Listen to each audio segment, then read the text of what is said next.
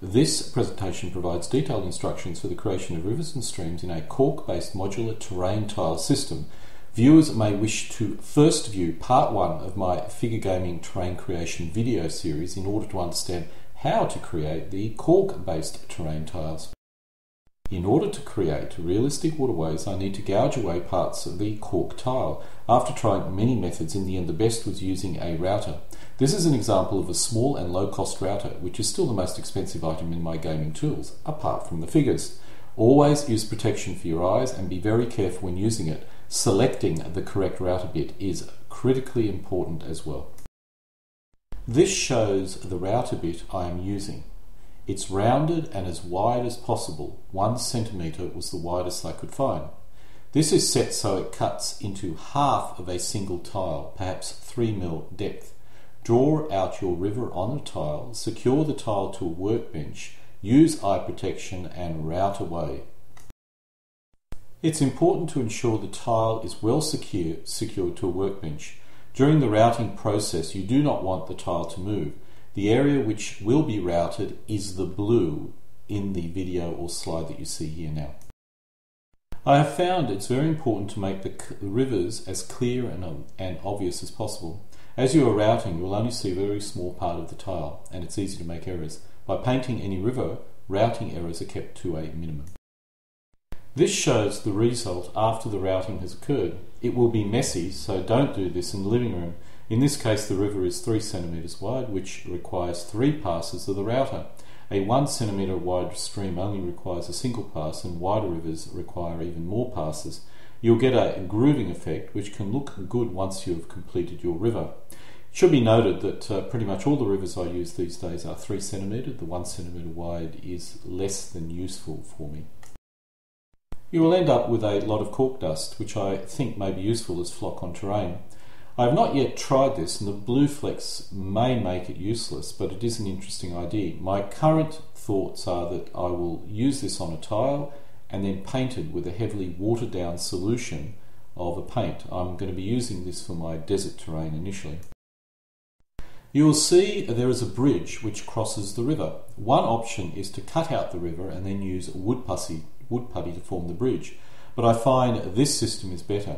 The other step is to use a wood chisel to smooth out the river base, as after the routing it's a little bit too irregular. This shows how deep the river is cut into the tile. In this case it's almost 1 tile thick, which is 5 mm. This is the reason why you need 2 tiles stuck together, apart from the tile being a lot stronger. This shows a close-up. Unfortunately the focus is not that good and it's hard to see detail, but you can see how deep the river is. Once the river is prepared, you can now paint it with a thick coat of river blue paint. The colour will be visible under the silicone, so make sure the river colour is to your liking. You now need to flock the tile, and when complete, spray with a watered down solution of glue. This is in order to bond the loose flock to the tile. I neglected to photograph the tile before I filled in the stream, but before you get the silicone out, you need to tape up the ends. You need to make sure the silicone does not flow out over the tile edges. I strongly recommend the use of a professional silicone dispensing gun. The silicone needs to be crystal clear.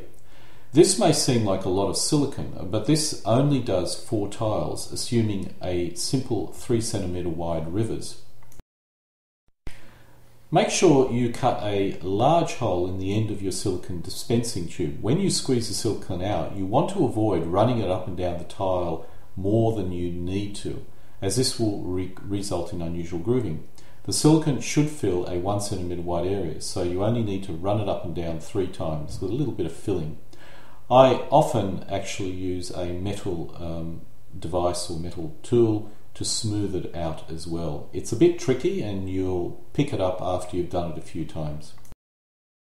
Once you've squeezed out all the silicone, use a chisel to smooth down silicone. This will take practice, but ideally you want a nice smooth surface. I often also tap the tile to try and get it flat, and make sure of course you leave it in a flat position out of the sun in a cool place for at least 24 hours so the silicone naturally smooths out. The tape at either end should be removed as soon as the silicone has hardened to the point it will not flow. If you wait too late, it will take some of the silicone with it. I normally wait for 24 hours at the most. If you remove it after this, be very careful, otherwise you may rip the silicone. Even when the silicone is semi-dry, be very careful. If you find yourself in this position, you may be better off cutting around the tape and leaving the tape that's actually in contact with the silicone on the end of your tile. You may wish to place something in the base of your river before you fill it with silicone, such as small stones or flock or something to give it a more natural look. This look you see here is completely and utterly accidental, but it made me think that I should possibly put some sandy soil or something of that nature in the base of my rivers to give it a little bit more natural effect. Sometimes you'll get a bubbling effect. I'm uncertain why this occurs, and I suspect it may be the way I dry the silicone, but even with a bubbling effect, you now have your river. The effect that you see here, that is the extreme bubbling, really was due to me not putting the silicone in correctly, messing around with it too much. This is why it's pretty critical to have a nice big wide cut in the end of your silicone dispensing tube. Move the dispensing tube up and down 3 or at the most 4 times, that is minimise the amount of times you move the gun up and down to sort of avoid getting air trapped in the silicone, and then smoothing down with the chisel. When I say that, the chisel's on its side and you sort of squeeze it along. My later rivers are significantly better than what you see here right now. This concludes my terrain creation presentation covering creating streams and rivers. Denken Sie daran, immer für Heimatland zu kämpfen.